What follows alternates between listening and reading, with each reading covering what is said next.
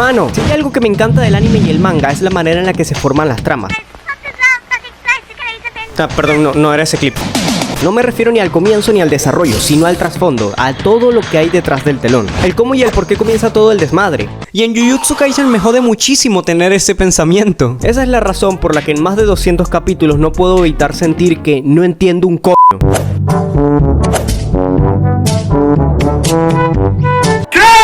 O sea, aquí sabemos que el propósito es sellar a Sukuna y sabemos que el medio por el que lo harán es Itadori, o eso se suponía, pero conforme avanzamos nos damos cuenta de que no es más que solo una pequeña parte de toda una historia y un plan maestro cocinado a fuego lento. Pero si hay una pregunta que me he estado haciendo siempre es ¿cuál es el género de este personaje? En serio, ni en la wiki sale, y esos tipos saben cosas. ¿Por qué todo solo pasa en Japón? Vamos, seguro que no debo de ser el único. No hay un solo hechicero que no sea japonés. Tú eres francés, así que no cuenta. Miguel... A ver, vente para acá. Es el único que le ha plantado un 1v1 a Goyo y seguido vivo, así que lo respeto. Bien hecho, Miguel. Así que para responder esta pregunta me leí cada palabra del manga traducida de la versión original. Leí sobre la propia historia de Japón y estudié también su mitología. ¿Habré dado con la respuesta?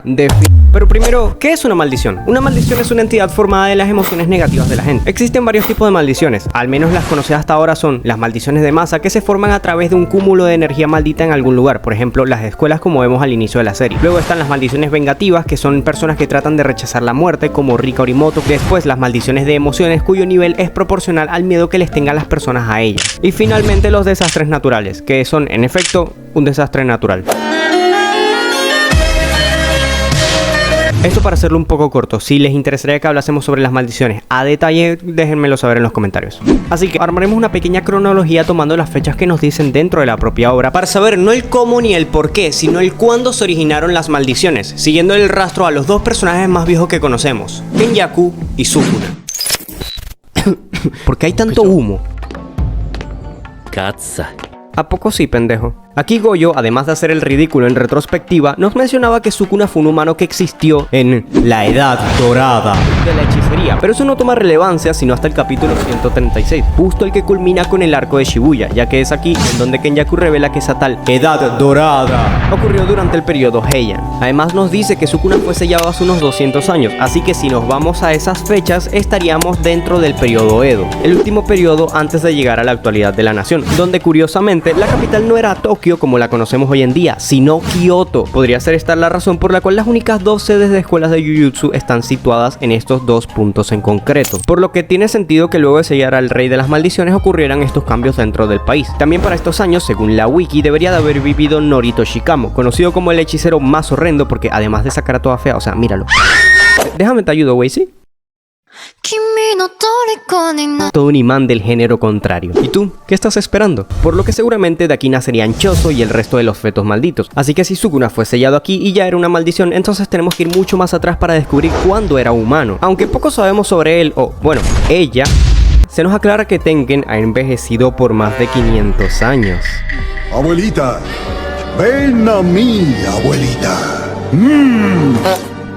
Cuanto más arrugada la pasa, es más dulce la... Con eso nos remontaríamos al periodo Muromachi. Para estos tiempos también nos damos cuenta de que deberían de haber pertenecido Ishigori God y Kashiumo, hechiceros que posteriormente fueron reencarnados en el juego del sacrificio por Kenjaku. Podemos confirmar esto por su ropa, ya que esta fue utilizada luego de la era Heian. Así que en efecto, como vemos en su conversación, Kenjaku por estos tiempos aún hacía de las suyas. Pero lo interesante es que Kashimo en su diálogo con él aquí lo llama por su propio nombre, así que podría ser esta la forma original de él, o al menos el periodo en el que nació, porque luego de aquí le perdemos el rastro. Pero esto no nos está respondiendo a la pregunta, vamos directamente a la Edad Dorada. La pregunta aquí obviamente cambia. ¿Por qué es considerada la Edad Dorada de la hechicería? Muy probablemente esto se deba a que gran parte de las historias japonesas recaen sobre esta era y por lo tanto deberían de haber existido muchas más maldiciones, aunque irónicamente se le conoce en la historia como el periodo más pacífico de todo Japón. En el siguiente punto trataremos ya sobre la mitología, pero deben saber que por estos tiempos hay muchos cuentos que se han arraigado como parte de los mitos y leyendas del país. Ejemplo de esto, Sugawara no Michi-san, quien menciona a Goyo en Jujutsu Kaisen 0, del cual es descendiente al igual que Yuta. Este en vida, según los historiadores, fue un político y poeta que vivió durante los años 845 y 903, y tras su muerte comenzaron a ocurrir catástrofes a todos los que alguna vez le hicieron daño, por lo que se le deidificó como una de las 3 grandes maldiciones de todo Japón, los Tenjin. Los otros dos serían Taira no Masakado, el primer samurái, y Sutoku Tenno. Este último se casó en vida con una mujer llamada Fujiwara no Kyoko. ¿Y por qué esto es relevante? Pues esto se debe a que tomará sentido más adelante, ya que el clan Fujiwara y el clan Sugawara eran rivales a muerte en la vida real, y el clan Fujiwara es mencionado por Uro Takako en el capítulo 179, siendo esta otra de los hechiceros reencarnados y proviniendo de la misma familia, y a la cual parece tenerle un gran odio. Este mismo clan curiosamente también vuelve a ser mencionado en el pasado, donde una vez Sukuna atacó a varios de sus miembros mientras estos hacían el ritual de la cosecha, una celebración hacia el dios Amaterasu. Comienza a prestar atención a partir de aquí porque esto va a ser muy importante en el siguiente punto. Pero Sukuna simplemente se enojó y los mató. Fin. Dentro de esta era también entrarían Yorozu, quien poseyó el cuerpo de Tsumiki Fushiguro, pero que nos vale verga por ser tremenda simp. Lo que nos interesa es saber que, en efecto, durante el periodo Heian, Sukuna se encontraba vivito y coleando junto a él o ella. Bueno, pero de Kenjaku no se sabe absolutamente nada durante este tiempo. De hecho, a partir de aquí es más fantasmón que yo en los grupos. Quizás sea por eso que el otro día me sacaron del grupo de paracaidismo. Se nota que no les caía bien. Y bueno, y aquí sí seguimos tirando para atrás y para atrás, vamos a seguir sacando y sacando poco a poco, pero para no hacer tedioso el video y agilizarlo un poco, hazte una idea de que el viejo que se madrea a Yuta, el Drup Drup, ese mero, es un personaje histórico que fue el conquistador del archipiélago en la Primera Guerra Civil, en el 180. Después de Cristo. La cantidad de referencias históricas permanecen casi imperceptibles, pero créeme, por ahí entra el mucho texto, están. Lo que sí tomaremos a partir de aquí es el archipiélago, así que con permiso, y esto te lo dejo por aquí. Hay muchas referencias durante toda la obra, y es que en Jujutsu Kaisen 0, Geto utiliza por primera vez su técnica Uzumaki, comprimiendo a todas sus maldiciones en una sola espiral que funciona tan bien como meteorito como bien para hacer donas. Lo interesante es que también invoca el espíritu de la Tamamo no Mae, la cual nunca hace nada, así que ¿para qué más la utilizaría el autor que como un guiño a la influencia de la mitología en el manga, ya que es una obra muy basada y yo soy muy listo porque lo descubrí? Sí, seguro que es eso. Tamamo no Mae es la leyenda de una kitsune, o sea, una zorra de 9 colas cuya forma humana es una bella mujer muy sabia. En el cuento más antiguo ella era la esposa del emperador Koba, entre los años 1100 y otra vez caeríamos dentro del periodo Heian. Un poquito más atrás, en el arco del inventario oculto, Geto utiliza frente a Toji Fushiguro el espíritu vengativo de la Kuchisake Onna. ¿Qué nos quiere decir esto? Pues primero que este tipo sale todas las noches a capturar mujeres solteras y a comérselas literalmente. Así que ahora sí, tomaremos en cuenta esto del archipiélago. Déjame, te lo agarro por acá. Ajá. Ahí está.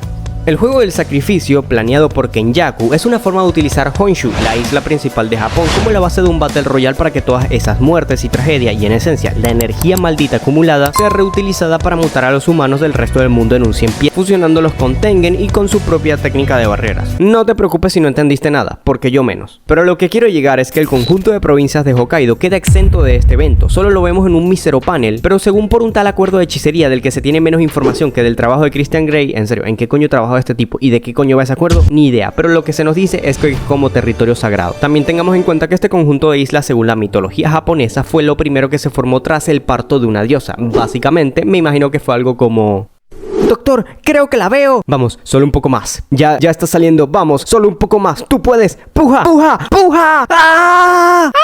¡Ah! ¡Ah! ¡Ah! Felicidades, es una isla. Tal vez por esta forma de verlo tan benévolamente es que el mismo Kenjaku cuando menos está obligado a respetar el tratado de no perturbar esa isla, o es que hay algo más. Como sea, así como existe la energía maldita, también existe la energía positiva, y si existen las maldiciones, también existen las bendiciones. ¡Qué bendición!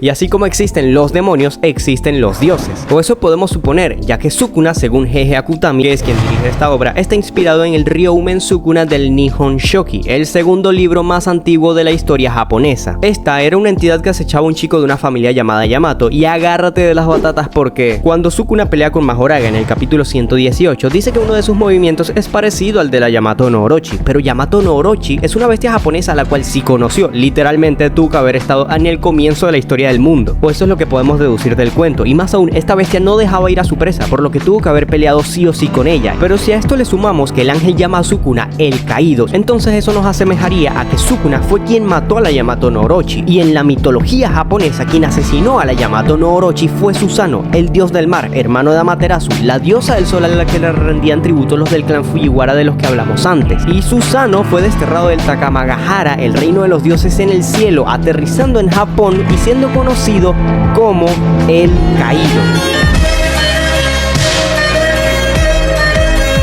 Además de esto, también le podríamos sumar que la espada que tiene Mahoraga Sukuna la reconoce como la no Tsurugi y la Kusanagi. No Tsurugi es la espada que se encontró Susanoo en la cuarta cola de Yamato y mientras acababa con ella se la tomó en posesión para regalársela a su hermana y poder volver a ascender al cielo. ¿A poco no suena bien vergas? Como sea, sé que suena demasiado rebuscado, pero además también se nos dice que Sukuna es un desastre natural y por lo que no estaría de más decir que podría ser Sukuna fácilmente un dios que se convirtió en una maldición. De aquí que sea tan considerablemente fuerte, porque como se nos cuenta, él era un humano antes y si tenemos registros de él en el periodo Heian y también en el periodo Edo, con más de 500 años de diferencia, en algún punto tuvo que haber muerto, así que en algún punto de este tiempo tuvo que haberse convertido en una maldición, pero no tenemos información sobre eso aún, siendo así que este es el personaje con la vida más longeva hasta el momento, y por lo tanto las maldiciones de Jujutsu Kaisen siempre deberían de haber existido en la propia civilización japonesa.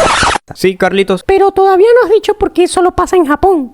Cállate, Carlitos, ya iba para allá. Lo que podemos deducir de todo esto es que Jujutsu Kaisen está basado en el sintoísmo, la religión principal del territorio japonés, siendo así que tiene todo el sentido del mundo que este sea el único lugar en el que se originan estos fenómenos, ya sea por una maldición que cayó aquí, sabrá Dios cuándo, o por la manifestación de las creencias. Lo cierto es que tsunamis y terremotos y demás desastres ocurren en cualquier parte del mundo, eso es verdad, pero no hay un lugar como Japón donde se le acuñe tanto a un ser divino, y debe de ser uno, sino es que el país con la mayor preservación de su folclore. Así que si te lo llegases a preguntar, es cierto que existen los santuarios sintoístas y practicantes devotos en el extranjero, pero solo tendríamos que ver el panel en el que la misma Tsukumo dice que son casi nulas las maldiciones fuera de Japón, pero no completamente cero. Y aunque es cierto también que el sintoísmo actualmente se encuentra en debate de si es únicamente japonés, eso también da bastante igual. Solo tendríamos que analizar al francés que mandamos a volar en la intro y a... Charles, por una parte, en realidad es japonés, aunque sus padres sean franceses, por lo que es un guiño directo del autor a respondernos esta pregunta, porque solo los nacidos en la tierra nipona cuentan con la generación de energía maldita independientemente de sus raíces. Miguel, por otra parte, es un personaje curioso porque parece que no puede ver a las maldiciones, pero nunca lo vemos utilizar una técnica propia más que la herramienta maldita que tiene. Por lo que, como dice que es una herencia de su familia, podría ser posible que en otras partes del mundo sus propias religiones también afecten y se manifiesten en como las maldiciones de Japón, pero en sus respectivas áreas.